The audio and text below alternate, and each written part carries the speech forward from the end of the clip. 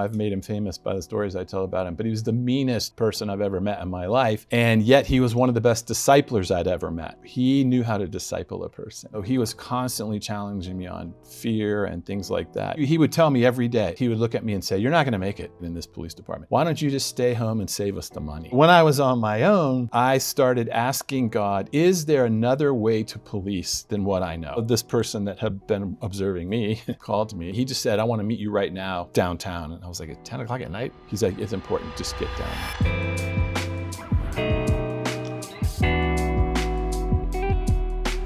So Jamie, I found out you're from far east, northeast Tennessee. Right, that's where we live now, right? Mm-hmm. Yes. Where were you born and raised? Washington, D.C., my whole life, yep.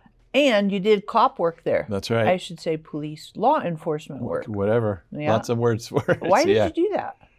Well, so the area, I was born in D.C., downtown, and where we lived in low-income housing for the early part of my life. And so in the neighborhood where, in the first, probably up until second grade, was violent. And so, thinking back on all of it, because there's a lot of violence, and the idea in that neighborhood was like, you better learn how to fight, and you better learn how to have strength on your own. Yep. No one's going to help you. Yep. So you're going to get beat up. You're going to get beat up. And so whenever I saw a police officer in that area, they were just to me always a symbol of some kind of stability, or that there was someone out there trying to keep the lid on things. And so it was just looking back. That's kind of my attraction to it. Yeah, I think. And is this right? You were there 40 years? In law enforcement? No, I was in the police department for 5 years, and then the State Department interviewed me, brought me in for an interview, totally unsolicited. They just called me one night because of what I was doing in the police department. And it drew their attention. So I had made investigator, and they called me on a Tuesday night at 10 p.m. One of their folks, they recruit by having different people in different agencies. And so there was a guy working inside the police department that worked for them. And his job was to find certain kinds of people when the U.S. needed certain kinds of people. Yeah, and what were you doing in the police department that caught the eye of the State Department? So when I went into the police department, I had become a believer when I was going into my senior year in high school, which changed. I knew I was going to be a police officer when I was in 8th grade. I had an experience in 8th grade where I wasn't sure it was God, but I knew it was something very deeply powerful beyond me that was inviting me into that vocation.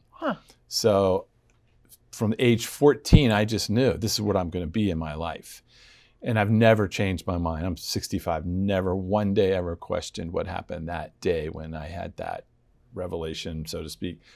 And so I went, everything I did from 8th grade until I was in the police department, everything I did was, I'm going to be on a polygraph one day. So the action that I'm thinking about doing right now in the present tense, I'm not going to do because it'll affect the future. So that's how we train people now, is like, if you have something you're going towards in the future, it's way easier to navigate the present. Yeah. But if you're just in the present tense trying to be a good person, very difficult to do. So I would always say to myself, am I going to want to talk about this on a polygraph when I'm 21? Probably not. So that just helped guide me. Sure. And then when I was a senior in high school, I was in the hospital, and this incredible nurse walked me into the kingdom. And so these are just events that I know I want to be a police officer. What kind of a police officer? That nurse was the first professional person I saw where I could articulate this. There's lots of mental health and healthcare professionals working in this amazing hospital. No one's like her. She brings a different identity into her vocation. And so in my sort of salvation experience, I said to God, when I finally got out of the hospital, can you make me a police officer like she's a nurse? Like what she's doing in her vocation is exactly what I want to do in the vocation of a police officer, but I'd never seen it modeled before. Yeah. So we have to have models. We can't just have, right? And so by the time I went to university, met my wife, graduated, from college straight into the police academy. Got married the day I graduated from the police academy, and straight into the police department. So from 8th grade, it was just a pretty straight route. I never wavered. And once in the police department, then the reality comes of, this is not what you think. Right. The harsh. Right. And my brother-in-law is a police officer, and he's older than I am. And he would tell me, he would say, listen, around your 3rd year, it's going to all come caving in on you, because you're going to realize it's not the impact you think you're going to have. It's way darker than you think. The good guys are not always the good guy, like that kind of realization. So that all happened, and so, going through the police academy and all that, I realized all of this training that I'm getting is not very restorative.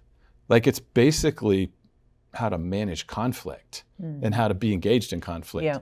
But it's not really teaching me how to, like, what would I do so I would never have to come back to this domestic dispute ever again. Right. I'm not bringing anything to the people necessarily, just training. So my first year was on probation, with a training officer who's I've made him famous by the stories I tell about him, but he was the meanest person I've ever met in my life. And yet he was one of the best disciplers I'd ever met. Huh. So he was not a believer or anything, far from it, but he knew how to disciple a person. And so he was constantly challenging me on fear and things like that. And then when I got released he would tell me every day. I worked, every day with him for a year, 10-hour shifts. And every day at the end of the shift, he would look at me and say, "You're not going to make it. There's no way you're going to make it in this police department. Why don't you just stay home and save us the money?" Wow. Every shift at the end, he would say that. And I would go in and tell my wife, "I don't think I'm going to make it." Wow. And she would talk to me, and by the next shift, I thought I was going to make it. So I'd go in thinking I was going to make it and thinking I wasn't going to make it for a year like that. And all he was doing to me was saying, "Are you serious about this or not? Are you in this for any other reason? Then you're here to be a real police officer." So, which I appreciate now. I didn't appreciate it at all in the time. Right. But so we came in after a year. We pulled into the precinct one day at the end of a shift, and he looked at me and he said, "Well, I guess I was wrong. You made it." And then he cut me loose. He was like, "You're on your own. Wow. Go get them." So when I was on my own, I started asking God, is there another way to police than what I know? Yeah. Can you show, and how would I know? How would you show me? How would I learn it? Because I'm not going to learn it from the police department. Right. I'm not going to learn it at church. Right. I've got to learn it in this OJT. darkness. Yeah. And it's got to work on the spot. And it's got to deal with life and death. And so I said, where can I learn this? So my training officer, Frank, he taught me how to be an excellent police officer. He did. I couldn't have had a better trainer professionally. But he was very dark himself, very dark person.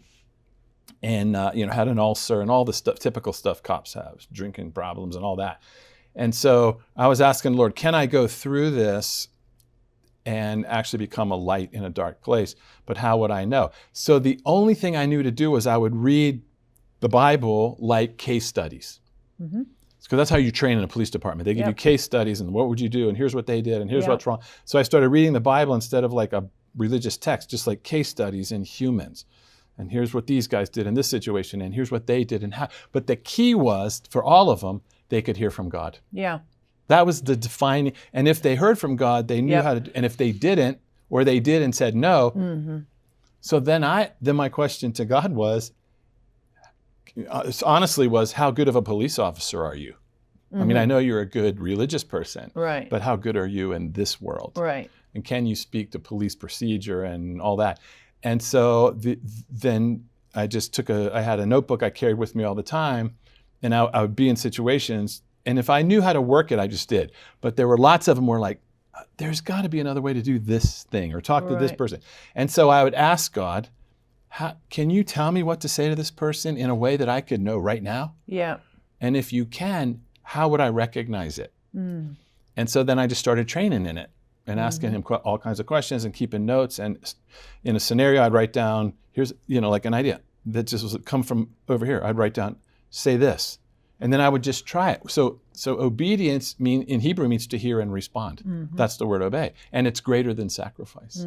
So I would just ask God questions. What would you do in this case? And I would have my notebook and I would have these ideas and I'd write them down and I'd try it. And I made Officer of the Year. Wow. Because I resolved a kidnapping case by doing that. Huh. But I had to be able to do it in such a way that it made sense to the other police officers, Yeah. which is a challenge. Yeah. And in court, I had to testify in court Whoa. on how I did things. Yeah. And that was also hard to learn because I couldn't go in and say, God told me Yeah. it had to be, what's your probable cause and all of this. Yeah. And so I did that for 5 years. And I made Officer of the Year. I got promoted to investigator. I worked some really stunning cases that lots of people paid attention to. And so as that was all going on, and then the police department said, can you train rookie officers how to do what you're doing? Yeah. And so that's what I would do. Wow. And I loved it. And I was so happy, and I just wanted to stay there and take over the whole police department. But then these guys called me one night and said, we want to talk to you tonight. Because the State Department was working something overseas that was a difficult scenario, and they couldn't figure out what to do. And so they put the word out to all their people, find people that can just create solutions in the middle of a... Yeah. And so this person that had been observing me Yeah. called me. I knew who he was. He worked in the court system. He'd worked cases with me. So it wasn't surprising that he called me. He just said, I want to meet you right now downtown. And I was like, at 10 o'clock at night? He's like, it's important, just get down here. So when I went to him, there was a State Department official there, and they interviewed me. Wow. They had a folder with all of my cases for 5 years. Oof. And the interviewer is a very gruff person, and he didn't believe in any of it. He didn't believe in any of the stuff I was doing, except he kept saying, yeah, but it worked. But it did work. I don't agree with anything you're saying, but it did work. And it's that verse, by their fruit, by the fruit they know you. I can talk. But we're looking at the results of cases, casework, or letters people wrote to the police department, or he's looking at all that, and he was saying, how do you do this? Tell me your thinking process. Can you articulate how you went from here to here? Do it right now. And so I did it. Wow. And I was 28. Goodness sakes. 28 years old when this was happening. And then after he was finally convinced enough he said, okay, I'm going to tell you a real scenario that we're working right now. I want you to, in front of me, ask God what to do and tell me what he says. Right in front of me. And I'm going to listen to what the solution. So, and there's a lot to that. But so if I was doing anything to try and impress him, it wouldn't work. Right. God's not there to impress him or me. Right. And so he gave me the scenario, which was super fascinating. And he said, okay, what would you do? And but by then I was pretty fast at this. Yeah. And I said, Lord, not because we're righteous, because you're merciful. What wisdom would you give in this situation? I mean, you said ask for wisdom. Yep. So I'm asking you, in the scenario that he just laid out, what wisdom would you give? What would be the process to work through this thing that looks fairly hopeless? And I just had an idea. It just came to me, and I said, okay, here's what I would do. And I laid it out, and he took a napkin and he wrote down some numbers on the napkin, and he slid it across to me, and he said, is that enough money to get you right now? Wow. And they offered me a job right on the spot. Goodness sakes. And that interview is the only thing that would have ever got me to leave the police department. Wow. Was to go work what they were running into. So I just felt like the Lord was saying, nice job, good job in the department. I mean, I did make a ton of mistakes. I got suspended 3 times for things that didn't work. But that's how you learn. Exactly. And if you're afraid to fail, you're never going to do it. Exactly. And so I figured what the State Department was God saying to me, I'm inviting you into this vocation since you were young. Yep. But let's keep leveling up in it. Yeah. Don't get satisfied where you are. Let's go to a larger game. And so because of that interview and the things that happened after that, we ended up in the Muslim world for 27 years. Yeah. Goodness sakes. And that can be an interesting culture and experience. Yeah. Because my wife is Jewish. And so it was interesting that for her to spend really the majority of her life. And our sons, we have 3 sons, are considered Jewish because it goes through the mother. So for your Jewish sons to grow up almost exclusively in Muslim Arabic speaking world. Holy buckets. Their whole life. So you lived overseas? Mm-hmm. Not 27 years. Wow. different countries, we Muslim countries? we were based in Indonesia for 10 years, but I would get sent all over the place. And then based in Iraq, and then based in Jordan, and then based in Jerusalem, but we worked all over the world. Wow. Yeah. So how many languages do you speak? Well, you can't learn that many languages. So because of Indonesia, I speak the Malay dialects, all the Malay Indonesian stuff. And then once we got into Iraq and all that, that was much more English-based. Yeah. What we were doing there. No Arabic? I mean, I can get by with it. My kids are fluent, of course, in everything. But mostly my counterpart was an English speaker. Nice. How cool is that? Yeah. So, like, I have a gazillion questions, right? But I'm going to just kind of ask some random questions. Do you enjoy reading? Oh, yeah. Yeah, what do you like to read? Well, right now, I'm reading how the Ottoman Empire went after Europe. How were they thinking? How was it fought? Some of those Muslim leaders were great leaders and could mobilize and unify lots of people. So I was just reading the history of the whole conquest. Yeah, before that, 1500s. Okay. Yeah, like when they invaded Spain and yeah. Mm-hmm. So what's the name of that book? It's called The Religion. Mm-hmm. The Religion. Mm-hmm. Interesting. Mm-hmm. I'm keen for that. All right. Last question. What's your favorite food to eat? My favorite, I mean, it's a good old American steak. Nice. Whenever I was overseas somewhere, that's all I craved was I'll just take a good American steak. Yep, New York strip, ribeye. Ribeye, yes, ma'am. Mm-hmm. Get a little bit of fat on that. Yeah. It's hard to ruin a nice ribeye. It is, yes. Well, I've been in countries where they could ruin it. Not here. Nice. All right, Jamie. Thank you so much for connecting. Like I said, I got a gazillion more questions, but I'm gonna wrap it up. And here's our pathetic joke. Why did the strawberry cry? Because his parents were in a jam. Seriously, keep my day job. Thanks again. Yeah. Thank you.